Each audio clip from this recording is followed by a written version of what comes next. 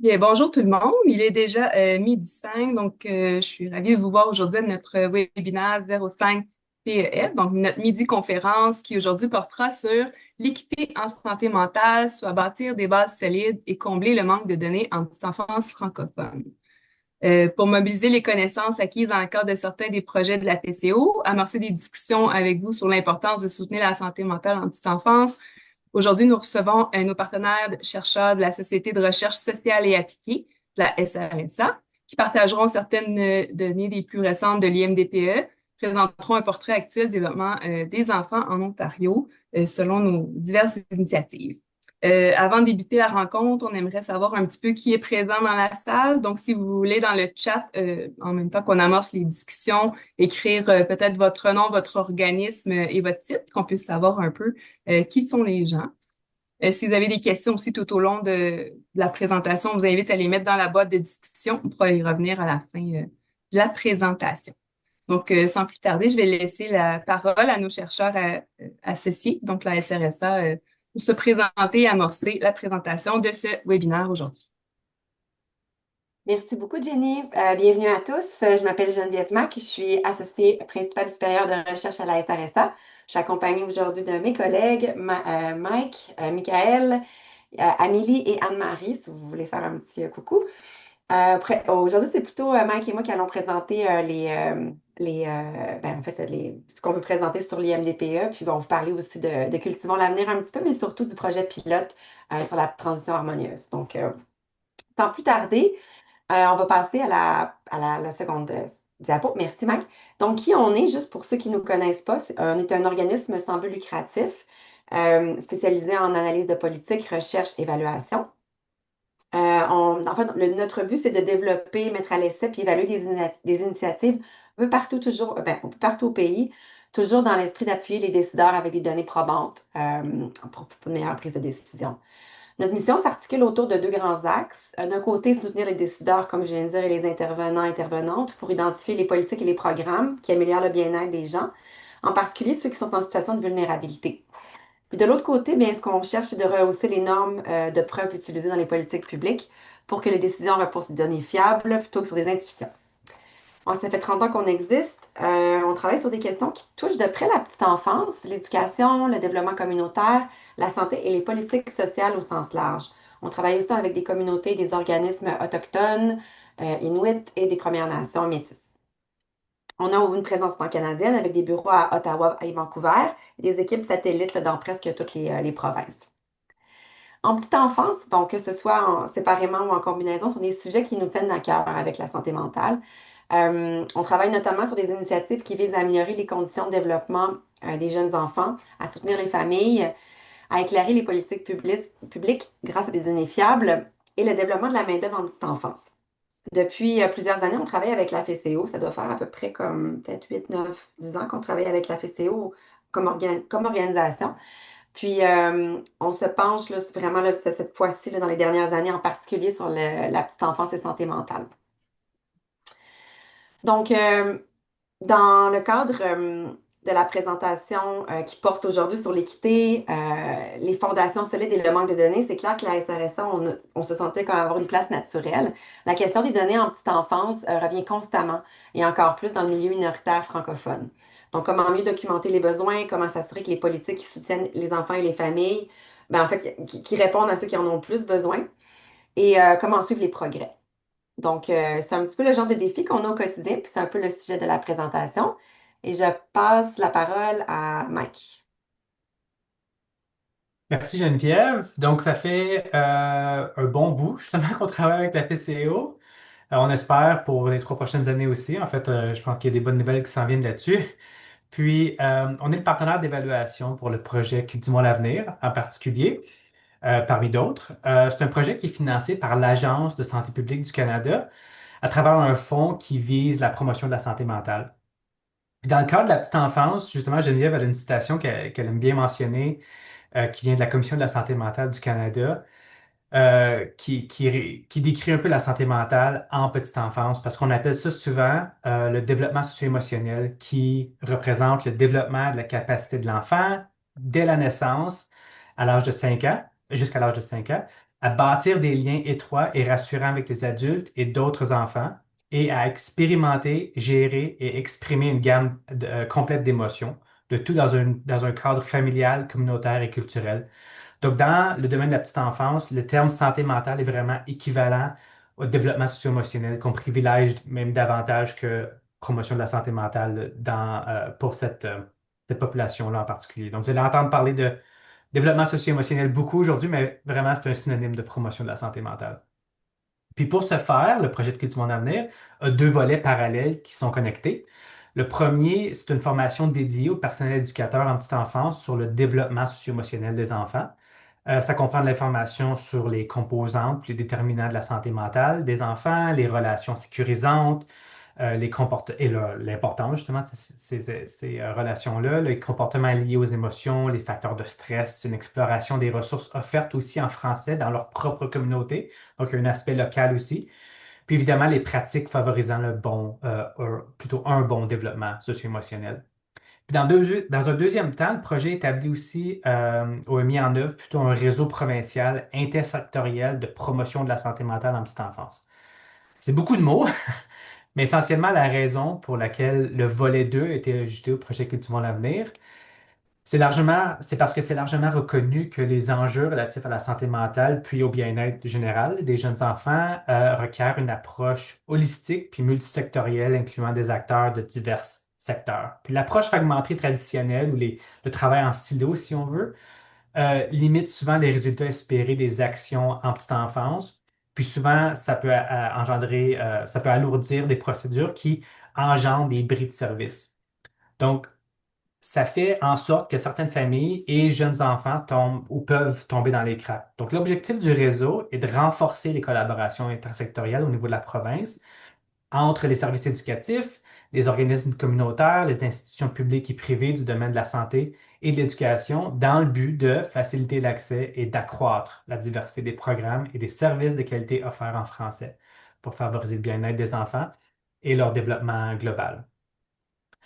Je vous parle de Cultivons l'avenir parce que le travail et les réflexions qui suivent ont été largement influencés ou guidés par le réseau qui a été créé dans le cadre du projet Cultivons l'avenir. Après une sorte de convergence de toutes les priorités que le réseau avait, les membres ont décidé de produire un plan de travail qui vont mener à un projet pilote dont Geneviève va vous parler un petit peu plus tard.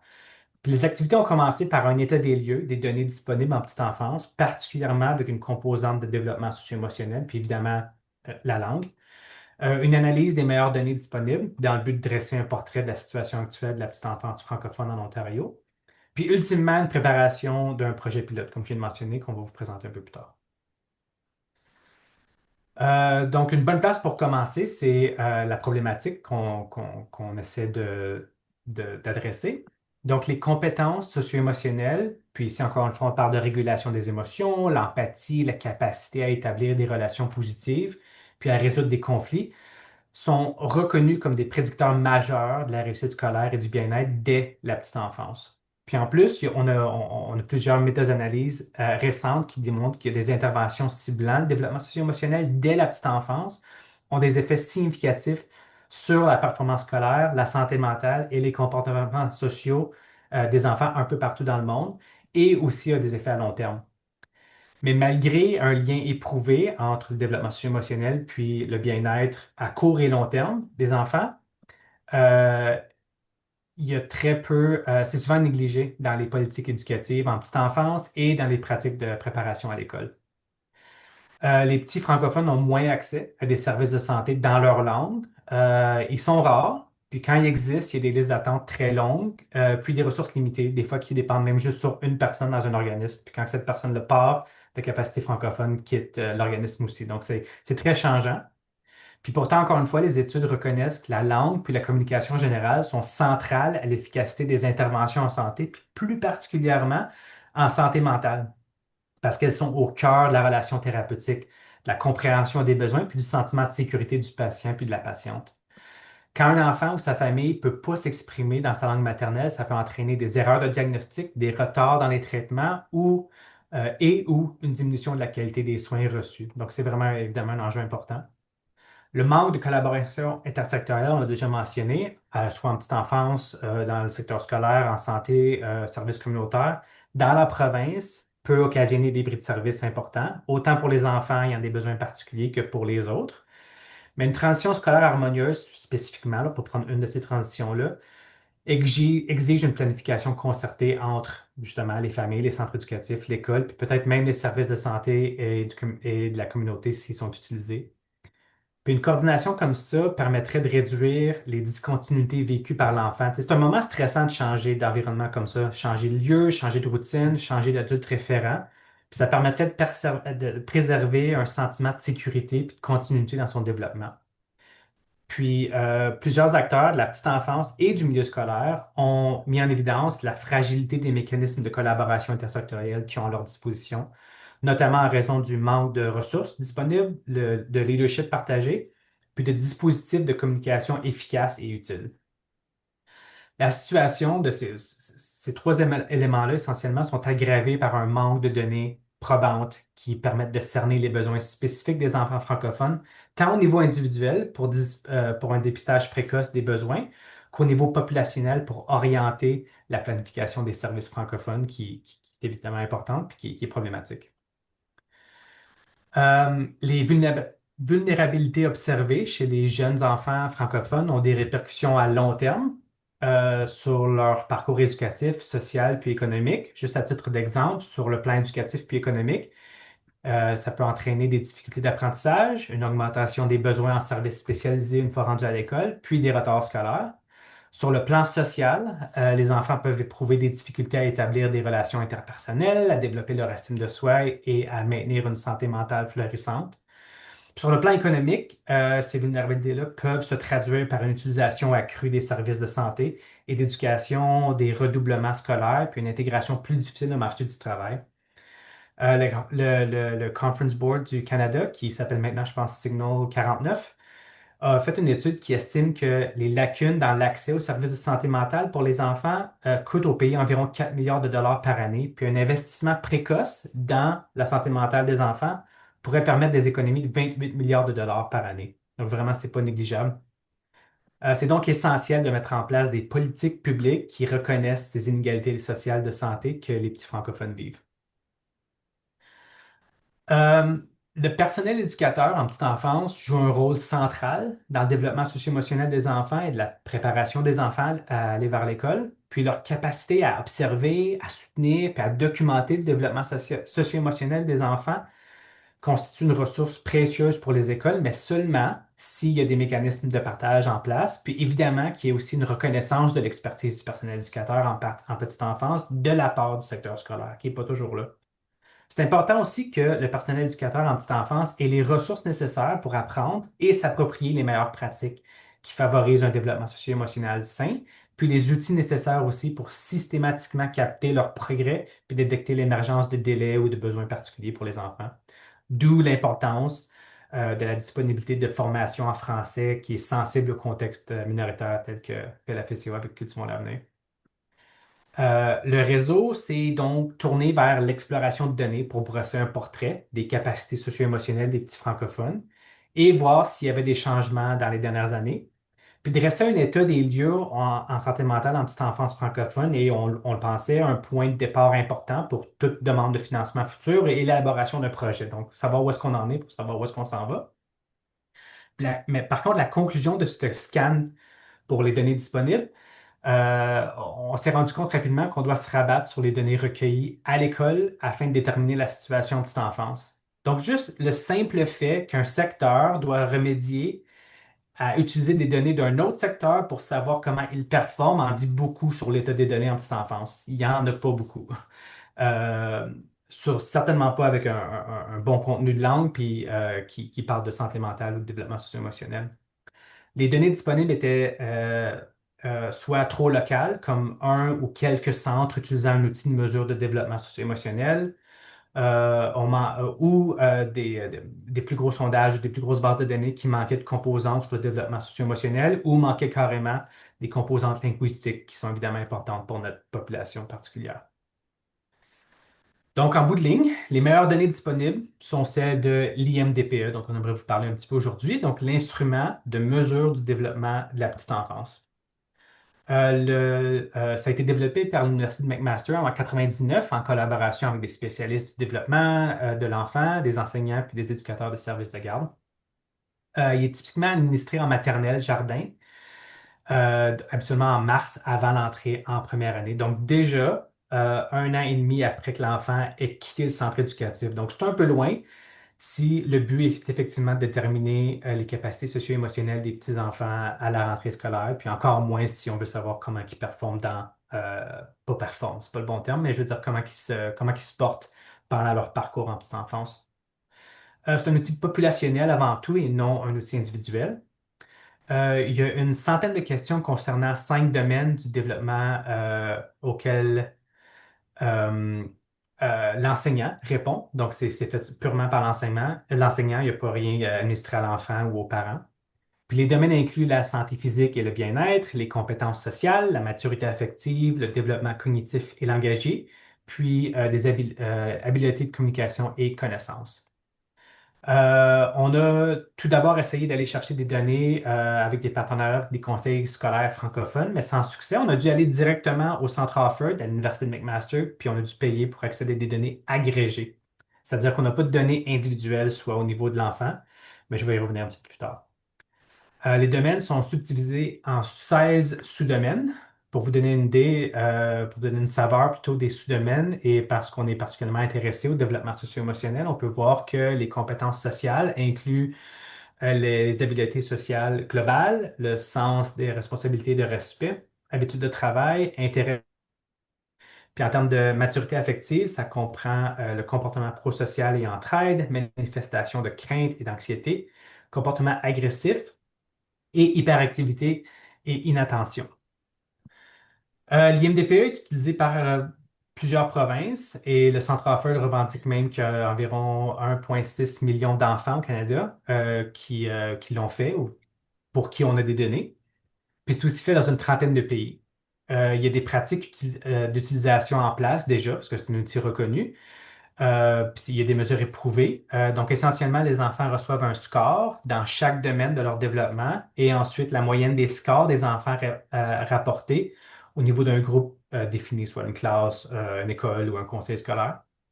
Puis, dans la distribution des scores, il y a des points de coupure pour diviser le score et identifier les besoins. Donc, les enfants dont le score dans un domaine spécifique ou un sous-domaine tombe sous le 10e pourcentile des scores de référence sont considérés vulnérables dans ce domaine.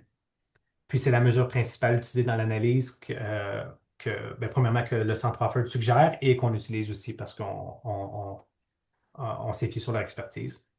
Puis, leurs propres études démontrent que sans soutien nécessaire, ces enfants sont plus susceptibles d'éprouver des difficultés plus tard dans la vie, tant au domaine académique qu'émotionnel, que dans leur relation avec leur père. P-A-I-R-S, pas P-E-R. Donc, voici des détails des données reçues. On a le cycle 4, 5 et 6 de l'IMDPE pour la province de l'Ontario, recueilli en 2015, 2018, 2023. En termes de données démographiques, on peut séparer les moyennes des scores pour la province au complet versus les élèves des écoles francophones. On n'a pas pu mettre la main sur les écoles anglophones uniquement, donc on fait la comparaison des écoles francophones avec la moyenne provinciale auquel, évidemment, les écoles francophones aussi contribuent. Donc, c'est pas une comparaison parfaite, mais bon, encore une fois, on fait avec ce qu'on a. On peut aussi séparer les scores par genre, par région économique et on a aussi un drapeau de langue, quoique imparfait, mais on s'en reparle un peu plus tard.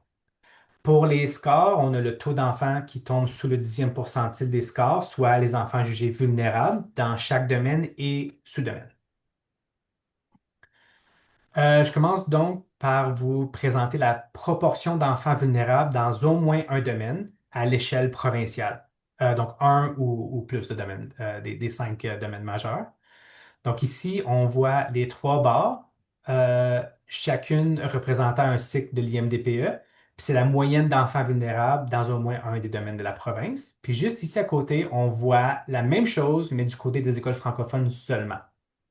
Donc, on voit qu'environ un élève sur cinq, juste en haut de 20 dans les écoles francophones, entre à l'école avec une vulnérabilité sur un des cinq domaines. Puis j'utilise entre à l'école de façon très vague parce qu'on sait que c'est pas en rentrant à l'école.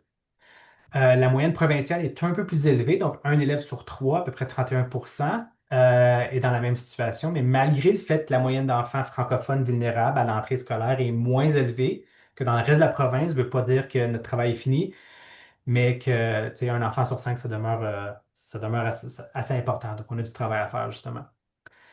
On capte aussi une légère hausse des proportions d'enfants vulnérables suivant la pandémie, donc le cycle 6, mais vraiment, les scores sont autrement relatifs, puis même cette hausse-là est très minime, puis si c'est impossible de faire des analyses statistiques sur ces différences-là. Donc, encore, prenez ça un petit peu avec un grain de sel. Ici, on continue notre comparaison des taux d'enfants vulnérables à l'échelle provinciale et pour les écoles francophones, mais on focus sur le cycle 6. Mais avant ça, je voulais juste mentionner que les données du cycle 4 et 5 montraient qu'il y avait il y avait un taux de vulnérabilité en matière de développement cognitif et langagier, euh, dans lequel essentiellement les élèves des écoles francophones étaient plus élevés. Le taux de vulnérabilité était plus élevé que la moyenne provinciale. C'était le seul domaine où est-ce que c'était le cas. Mais dans l'année 6, c'est pas ça qu'on voit du tout. Les élèves dans les écoles francophones ont un taux de vulnérabilité moins élevé, même dans ce domaine-là. Donc, ça s'est un peu amélioré du cycle 5 à 6. Mais autrement, la même relation observée sur la diapo précédente persiste, c'est-à-dire que les élèves des écoles francophones sont généralement un peu moins vulnérables que la moyenne provinciale, et ce, même en regardant par domaine. Il y a quelque chose qui est important de mentionner ici, c'est que, je l'ai déjà dit, les tests statistiques, on ne peut pas les faire. On n'a pas de données individuelles, des micro-données, donc on ne peut pas faire ces tests statistiques-là. Donc, prenez ces différences-là avec un grain de sel, parce qu'on ne peut pas essentiellement déterminer si les différences sont là à cause de problèmes dans les données ou quelque chose qui est un peu comme au hasard. On ne peut pas confirmer ça, on a juste des données agrégées. En regardant par sous-domaine, je sais qu'il y a beaucoup de chiffres ici, mais essentiellement, ce que je vais vous montrer est que les barres roses, donc le taux moyen des élèves dans les écoles francophones, sont habituellement plus bas que la barre mauve, donc le taux moyen à l'échelle de la province. Il y a trois exceptions à cette tendance-là, puis on veut être plus bas. Tu sais, c'est le taux d'enfants vulnérables, donc on veut un petit chiffre ici, là. Donc, il y a trois exceptions, puis c'est les barres bleues, comportement prosocial et entraide, où est-ce que les élèves francophones sont un petit peu plus vulnérables. Puis également intérêt pour l'écriture, la lecture et les chiffres et la capacité liée à la mémoire, puis les compétences de base en numératie. Encore une fois, les différences sont tellement minimes que c'est pas quelque chose qui porte nécessairement beaucoup de poids. Encore une fois, le grain de sel ici est important. La dernière comparaison qu'on a tentée entre les taux d'enfants vulnérables à l'échelle provinciale versus les écoles francophones est une comparaison régionale. Donc, il y a un tableau ici qui montre les différences des taux d'enfants vulnérables observés. Donc, à Hamilton, par exemple, le taux moyen des écoles francophones nous donne la différence. C'est la différence, pardon, c'est le taux moyen euh, pardon, des écoles francophones moins la moyenne provinciale. Essentiellement, je veux juste, pour rendre ça un peu plus simple, s'il y a un chiffre positif, ça veut essentiellement dire que le taux d'enfants vulnérables des écoles francophones est inférieur à la moyenne provinciale. Il y a beaucoup de chiffres, fait que j'ai introduit un code de couleur. Vert signifie que les élèves des écoles francophones vont mieux. Orange veut dire qu'ils sont pas mal proches de la moyenne provinciale. Puis rouge veut dire qu'ils sont en dessous de la moyenne provinciale. Idéalement, on voit beaucoup de vert. Le orange veut dire qu'on reste sur le qui-vive. Puis le rouge, il faut peut-être bouger rapidement. Ce qu'on peut voir, c'est que la région de London, du nord-ouest, la province et Toronto ont peut-être des taux d'enfants vulnérables dans un ou deux domaines. Donc, ça serait à suivre attentivement. Puis les régions de Muskoka, Kewarta, puis Hamilton et la péninsule de Niagara en ont trois ou plus. Donc, c'est à garder en tête. Puis c'est peut-être une réflexion des services disponibles en français. Donc, ça serait peut-être intéressant de voir, peut-être de cartographier ces services-là, puis de voir s'il y a une corrélation entre l'accès aux services, puis c'est peut-être ces vulnérabilités-là qu'on voit là, dans certaines régions. Évidemment, les régions économiques sont très grandes, puis on gagnerait à avoir un peu plus de granularité dans ces régions pour vraiment comprendre ce qui se passe, mais encore une fois, malheureusement, on fait un peu avec ce qu'on a. On passe maintenant spécifiquement aux résultats des élèves dans les écoles francophones. Donc, on arrête de comparer ça à la province. Puis encore une fois, seulement le cycle 6. Juste diminuer le nombre de chiffres que je vous lance. Euh, donc, les garçons sont presque 2 fois plus vulnérables que les filles dans au moins un domaine, particulièrement en matière de compétences sociales, parce qu'ils sont même 3 fois plus vulnérables que les filles, puis en matière de maturité affective, où ils sont 3 fois plus vulnérables que les jeunes filles francophones ou les jeunes filles dans les écoles francophones. La tendance se maintient aussi, même quand on regarde dans les sous-domaines, c'est-à-dire que les garçons sont 2 à 3 fois plus vulnérables que les filles dans les sous-domaines de compétences sociales et de maturité affective. Quoique les filles sont largement plus vulnérables en matière de 2 sous-domaines, manifestation de crainte et d'anxiété, puis une compétence de base en numératie, mais encore une fois, différence là, très proche, là, fait que c'est un petit peu négligeable. Je ne les ai pas présentés ici, là, parce qu'il y en aurait trop. Euh, On passe maintenant à la langue seconde. Donc, on n'a pas de données sur la langue maternelle. Ce qu'on a, c'est un marqueur indiquant que l'enfant ne maîtrise pas suffisamment la langue d'enseignement. Donc, dans notre cas, c'est le français, parce qu'on a limité l'analyse ici aux écoles francophones, pour suivre facilement les activités éducatives en classe. Donc, les enfants ayant le français comme langue seconde, mais qui se débrouillent bien en classe, ne seront pas nécessairement identifiés comme étant langue seconde ici. Donc, c'est une définition très comme restrictive là, de français langue seconde. Donc, il est fort probable que voyons, le flag, le marker, l'identifiant qu'on a de langue seconde sous-estime le nombre réel d'enfants ayant le français comme langue seconde. Donc, encore une fois, il faut faire avec ce qu'on a. Les enfants tombent dans cette classification, ils ont des taux de vulnérabilité similaires aux autres, à moins que le domaine inclue des composantes de communication, donc développement cognitif et langagier, puis habileté et communication et connaissances générales sont un peu plus faibles parce qu'évidemment, il y a un problème pas un problème, mais il y a des lacunes dans la langue ici. Ceci dit, il semble un peu moins vulnérable quand il y a le temps de regarder certains sous-domaines. En santé physique, ils sont un petit peu moins vulnérables en autonomie fonctionnelle, puis en motricité globale et motricité fine. Compétences sociales, habileté sociale globale, puis sens de responsabilité et respect sont un petit peu moins élevés en termes de vulnérabilité. Puis en maturité affective, comportement agressif, puis hyperactivité et inattention est également un petit peu plus bas que la moyenne des autres francophones. Mais encore une fois, des différences très minimes. Puis, ils sont peut-être aussi expliqués par des lacunes dans la langue. Donc, par exemple, on pourrait dire que tu sais, si un enfant est peut-être plus autonome ou moins perturbant en classe parce que ils n'ont pas un grand cercle d'amis qui parlent leur langue et donc moins d'influence et d'occasion de se faire influencer par les pairs, par exemple, puis d'être perturbant en classe. Donc, ça se peut vraiment que ça soit lié aussi avec les compétences linguistiques. Donc, ce qu'on retire essentiellement de ça, c'est que des données elles-mêmes, c'est qu'environ un enfant sur 5 entre dans les écoles, on pense, en tout cas, ce qu'on peut déterminer avec les meilleures données disponibles, entre les écoles du conseil scolaire francophone avec des vulnérabilités dans au moins un domaine de développement. Des lacunes dans le domaine de maturité affective en est un grand contributeur, particulièrement le comportement prosocial et entraide, comportement agressif, puis hyperactivité et inattention. Les élèves francophones sont plus vulnérables que la moyenne provinciale dans certaines régions, principalement Hamilton et la péninsule du Niagara, London, puis Muskoka puis Kawarthas, ainsi que le Nord-Ouest. Les garçons sont 3 fois plus vulnérables que les filles en termes de compétences sociales et maturité affective, 2 à 3 fois, tout dépendant des sous-domaines qu'on regarde. Puis, ceux ayant le français comme langue seconde sont aussi plus vulnérables en général, mais pas au niveau socio-émotionnel, plus en termes de compétences en lien avec la communication, ce qui fait du sens. Il n'y a pas beaucoup de mouvement dans le taux de vulnérabilité d'un cycle à l'autre, même en considérant la COVID, mais ça se peut que la cohorte de 2023 n'ait pas encore eu comme l'impact complet de COVID, ça se peut qu'il n'ait pas été capté encore par le 2023, mais ça se peut que dans l'autre cycle, on voit quelque chose. C'est juste une hypothèse, encore une fois, il y a beaucoup de... il faut interpréter ce qu'on a, tu sais. Euh, on peut également faire quelques constats quant aux données disponibles. Donc, il y a des détails manquants, évidemment. Besoin de meilleures données captant la langue maternelle. Région administrative très grande et large. Donc, une certaine granularité des régions pourrait aider. Il y a d'autres facteurs souvent associés au développement socio-émotionnel pourraient être utiles, comme le statut socio-économique, appartenir à une minorité visible, être issu d'immigration, contexte familial, etc. Pourraient également être utiles. Puis on ne sait pas si les enfants ont fréquenté un centre éducatif avant d'entrer à l'école. C'est pas indiqué dans l'IMDPA. Et souvent, même les enseignants ne le savent pas non plus, donc pour ça, ça peut même pas être indiqué dans l'IMDPA. Parce que je pense que ils ont déjà tenté ou il y a déjà même une question là-dessus, mais les enseignants sont juste pas au courant. Encore une fois, ça fait déjà 1 an que l'élève est là. Fait que c'est rare que le centre éducatif euh, ait discuté là, 1 an et demi rendu à l'école.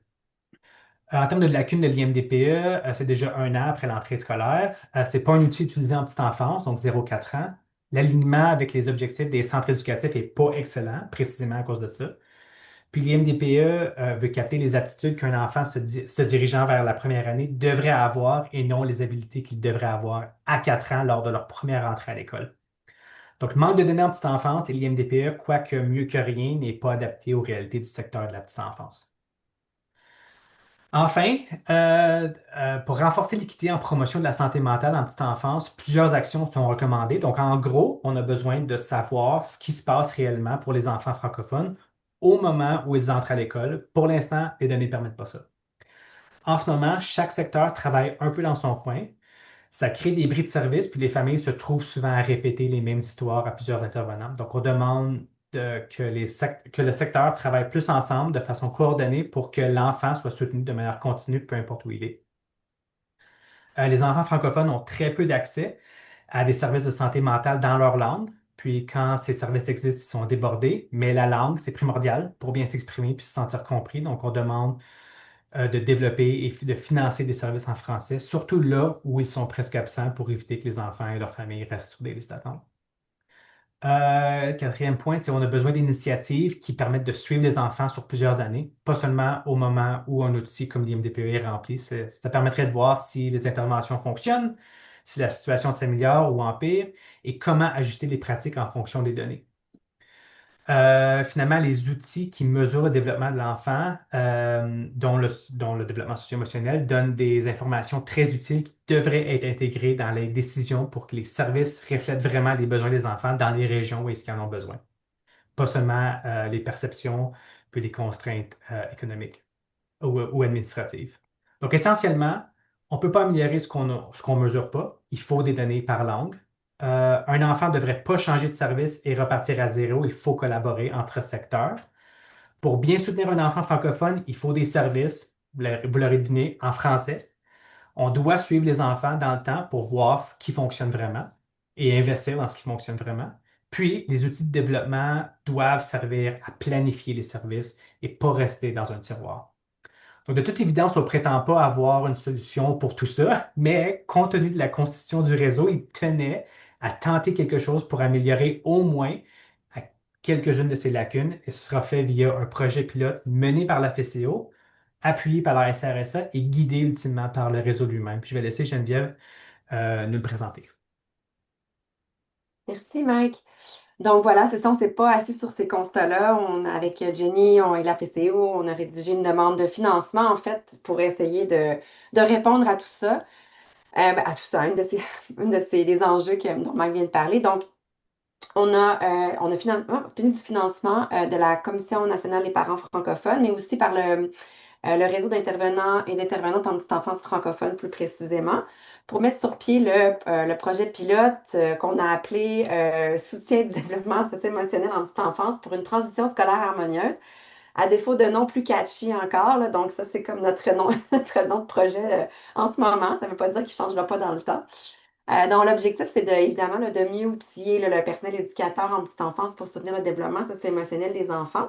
Mais comme disait Mike tantôt, pour répondre à ce dont on vient de discuter, de mettre en place des mécanismes de collaboration entre les centres éducatifs, les écoles francophones, évidemment, tout ça avec un soutien important des conseils scolaires de langue française. Donc, c'est un projet pilote qui est à deux volets, encore une fois, un peu comme Cultivons l'avenir, il y a deux volets. Bien là, ici, on travaille aussi avec deux volets qui ne sont pas indépendants, qui travaillent de façon très interreliée. Donc, dans un premier temps, ce qu'on vise, c'est ben, de mettre en place, en fait, de former le personnel éducateur à l'ASQ. L'ASQ, c'est le Ages and Stages Questionnaire. C'est un outil qui est utilisé, ça fait plusieurs années, plus d'une vingtaine d'années, très, très, très connu. Et il y a aussi un complément qui est vraiment axé sur le développement socio-émotionnel, le SE. Si vous avez besoin de plus d'informations sur l'outil comme tel, parce qu'il est déjà été utilisé là, en Ontario par certains collègues du CAP, entre autres, donc si vous voulez avoir plus d'informations, vous pouvez contacter Jenny là, sur l'outil même, là. Donc, le but de la présentation, c'est moins de se concentrer sur la SQ. Tout ce que je peux dire sur la SQ, c'est qu'il ressemble à l'IMDPE, mais qu'il a été conçu pour qu'il va plus jeune, là, dans le fond. C'est ça. Il peut être administré pardon, dans les centres éducatifs. Et là, les scores à la fin de, voyons, à l'entrée à la maternelle et à la fin de son parcours dans le fond en petite enfance sont très, très corrélés. Donc, il s'agit vraiment d'une mesure qui pourrait vraiment entrer en continuité aussi avec l'IMDPE plus tard en milieu scolaire. Donc, c'est le réseau aussi qui a sélectionné la SQ, c'est important de le dire là, là-dessus. Puis ça permet, dans le fond, c'est vraiment pour documenter le développement de l'enfant de 0 et 6 ans. Là. Puis il offre aussi des pistes, des pistes de solutions aussi quand il y a certains drapeaux orange ou rouge là, qui est soulevé suite à une évaluation. Euh, Suite à ça, ben, le score de la SQ pourrait devenir la pierre angulaire en fait d'un dossier ou d'un portfolio. On est en train encore de discuter des thèmes parce que tout ça, on aimerait ça que ça soit co-développé avec les autres partenaires du secteur. Le but, c'est de créer un outil de communication, transfert d'informations qui correspond aux besoins du secteur de la petite enfance, mais du secteur scolaire aussi, puis qui peut être appuyé aussi par des pourvoyeurs de services. Donc, c'est ça un petit peu l'objectif. Juste, tu peux juste changer de diapo, s'il te plaît, Mike. Merci. Donc, au niveau des activités du pilote, ben là, ça a déjà commencé un peu avec une exploration des données dont Mike vous a parlé pour dresser un portrait actuel. Donc, c'est ce qu'on a fait avec l'IMDPE, puis c'est bon, ça a amorcé notre réflexion un petit peu à comment on allait structurer le projet. On a écrit 2 notes de politique avec la FCO aussi pour informer les parties prenantes en petite enfance et les décideurs de la situation actuelle. Ces policy briefs ou notes de politique sont présentement sur le site web de la FCO, sont disponibles. Je pense que aussi Jenny a distribué, vous avez bien distribué ça dans vos réseaux aussi. Ça fait état un petit peu des constats dont Mike vous a parlé un petit peu tout à l'heure, le besoin accru de collaboration intersectorielle, entre autres. En fait, ce qu'on a fait, c'est on a fait une recension des outils de mesure du développement socio-émotionnel utilisés en petite enfance et des meilleures pratiques de collaboration entre le secteur de la petite enfance et du milieu scolaire. Donc, c'est la SRSA, on a fait une petite revue de littérature et tout ça là, qui va être remise à la FCO là, dans les prochains mois, qui va informer un petit peu le plan d'évaluation de la SRSA pour le pilote en question. Puis bien, en ce moment, et vous l'avez peut-être reçu dans vos courriels, mais parce que je vois qu'il y a des gens là, qui sont dans des centres éducatifs, ben, on est rendu en fait à envoyer un sondage là, dans les centres éducatifs francophones pour connaître qu'est-ce qu'ils font présentement. On le sait qu'il y a plein de choses qui se passent en ce moment. Il y a des centres qui sont très actifs, qui utilisent déjà des outils. Donc, ce qu'on veut, c'est un peu recenser qui fait quoi. Et puis, ben, on sait que la SQ est utilisée aussi déjà dans certaines régions. Donc, c'est vraiment pour essayer de documenter tout ça. Euh, donc, on cherche à savoir ce qui fait quoi, puis on veut connaître aussi leur expérience en matière d'implantation des nouveaux outils. Le taux d'utilisation. Par exemple, est-ce que j'utilise un outil quand j'ai un doute, je suis inquiet sur le développement d'un enfant, j'observe une situation, puis je me dis, il faudrait que je l'évalue, ou on a un processus d'observation de l'enfant de façon régulière, routinière. Donc, c'est un petit peu ce qu'on cherche là, c'est ça, à mapper là, un petit peu présentement. Là. Donc, en fait, ce qu'on va faire par la suite, c'est on va prendre un échantillon de centres éducatifs qui ont envie là, de mettre en œuvre la SQ de façon volontaire, évidemment, puis d'offrir une formation sur la SQ. Il va y avoir un guide de mise en œuvre aussi, qui inclut des meilleures pratiques là, aussi pour mettre en place c'est ça, des pratiques éducatives qui stimulent le développement socio-émotionnel. Puis, une structure pour établir un portfolio unique. Donc, le but, c'est vraiment ça, c'est de travailler de façon collaborative dans les 2, 3 prochaines années là, pour mettre en place tout ça. Puis, bien évidemment, il va peut-être être du côté des conseils scolaires et des écoles aussi. Il va y avoir des besoins, il va y avoir des questionnements. Le but, c'est vraiment de tôt dans le projet d'impliquer tout ce monde-là pour vraiment s'assurer qu'on a quelque chose qui correspond aux besoins là, à la fin. Merci. Donc, qu'est-ce qu'on espère d'accomplir avec ce pilote-là? En dehors de l'aspect co-développement que je pense qu'il faut être vraiment important pour répondre à tout le monde, aux besoins de chaque secteur, ce qu'on veut, c'est vraiment démontrer la faisabilité. Donc, parce que la SQ, comme on vient de l'expliquer, il peut être administré en petite enfance, mais le but ici, c'est vraiment que le personnel éducateur joue un rôle central dans l'observation, puis qu'il puisse prendre le pouls un peu de l'enfant tout au long de son développement en milieu de garde. Donc, le placer au cœur aussi de la mesure du développement de l'enfant. Donc, ce qu'on veut regarder, c'est la faisabilité d'utiliser ce genre d'outils-là. On veut aussi produire des données essentielles sur le secteur qui va être recueilli par le secteur de la petite enfance, des données essentielles sur les mesures, mais aussi le but de ce projet-là, c'est pas de suivre le développement des enfants dans le temps, c'est un petit peu, c'est pour trop tôt. Ce qu'on veut, c'est regarder la faisabilité de l'implantation, puis de regarder vraiment les aspects du contexte de la mise en œuvre. L'autre chose aussi, ben, c'est évidemment, comme on l'expliquait plus tôt, c'est de valoriser le rôle central de la petite enfance dans le développement socio-émotionnel des enfants et le rôle majeur que le personnel éducateur vient jouer. Puis, ben, c'est sûr aussi que améliorer la collaboration intersectorielle, ça passe par une reconnaissance de l'expertise du rôle du personnel éducateur. Puis, d'avoir des outils pour avoir une terminologie commune aussi. Souvent, d'un secteur à l'autre, souvent, ce qu'on se rend compte, c'est qu'on des fois, on parle la même chose, mais on n'utilise pas les mêmes mots. Il y a des traditions disciplinaires dans le secteur de la santé, dans le secteur de l'éducation. Donc, d'avoir un vocabulaire commun, c'est quand même une pratique qu'on sait qui est prometteuse, là, surtout en petite enfance, là, pour améliorer la collaboration intersectorielle. Puis ultimement, ben, ce qu'on souhaite aussi, c'est diminuer les bris de service. C'est que le parent ne raconte pas son histoire une deuxième fois quand il arrive à l'école si l'enfant avait besoin de service en 4 ans, puis qu'on avait déjà en place un plan d'intervention un petit peu au niveau de la petite enfance, où on avait déjà en tête un parcours pour l'accès au service, mais qu'on ne répète pas tout ça le rendu en jardin maternel, là. Donc, c'est vraiment ça, c'est de regarder une espèce d'assurer une certaine continuité dans l'offre de service. Puis, ben, au niveau des ressources, puis je tiens juste à dire ici, pendant qu'on se voit un peu, qu'on voit les visages de tout le monde, je m'occupe de diriger le projet à la SRSA pour le projet dont on vient de vous parler, le projet de pilote. Mike est également chercheur sur le projet comme aviseur interne. Puis Amélie, je ne sais pas si tu peux lever la main, Amélie est notre coordonnatrice. Donc, elle, c'est elle, dans le fond, qui va travailler vraiment là, de façon étroite pour l'évaluation, en fait, pour communiquer avec les partenaires, etc. Et bien sûr, notre point de contact avec Jenny, là, à la FCO. Puis Anne-Marie aussi, qui travaille sur le projet comme chercheur. Donc, en bout de ligne, là, il y a certaines ressources dont on vous a parlé aujourd'hui qui ont été conçues en collaboration avec la FCO, dont on vient de vous parler. Là, il y a les 2 notes de politique. Il y en avait une qui était décidée plutôt aux décideurs, puis une qui était destinée, pardon, aux partenaires du secteur. N'hésitez pas là, à communiquer encore avec Jenny là, si vous voulez avoir accès à ces notes-là.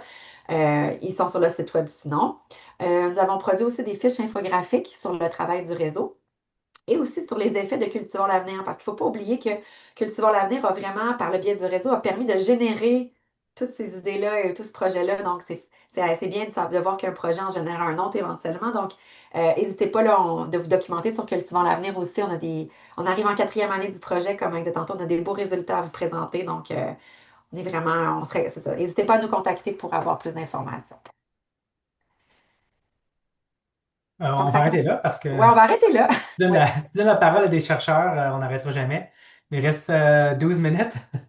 Donc, on est prêt à recevoir. Merci de votre temps, merci de votre présence. On a mis nos coordonnées ici de l'équipe de la SRSM, mais on est définitivement joignable aussi à travers Jenny. Si vous êtes intéressé dans Cultivons l'avenir ou dans le projet pilote, évidemment, contactez Jenny, elle va pouvoir vous orienter.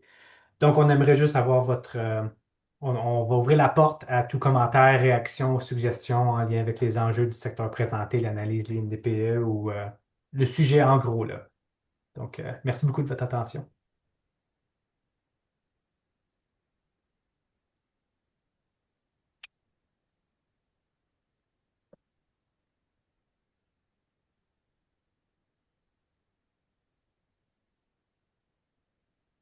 Merci Réformatrice, à s'il y l'équipe avait- de la SRSA pour la présentation. Est-ce qu'il y avait des questions des gens? J'ai vu dans le chat qu'il y avait une question sur la présentation. Elle vous sera envoyée donc à tous les gens qui étaient présents aujourd'hui. Je vais m'assurer de vous faire parvenir la présentation. Et outre ça, si vous avez des questions ou que ce soit sur le projet pilote, sur les données ou même des impressions sur ce que ferait d'avoir un jour ces données-là en nos mains sur l'état de la petite enfance, comment ils pourraient nous servir à revendiquer des services propres aux francophones. Donc, on vous écoute. C'est le moment pour les minutes qui restent.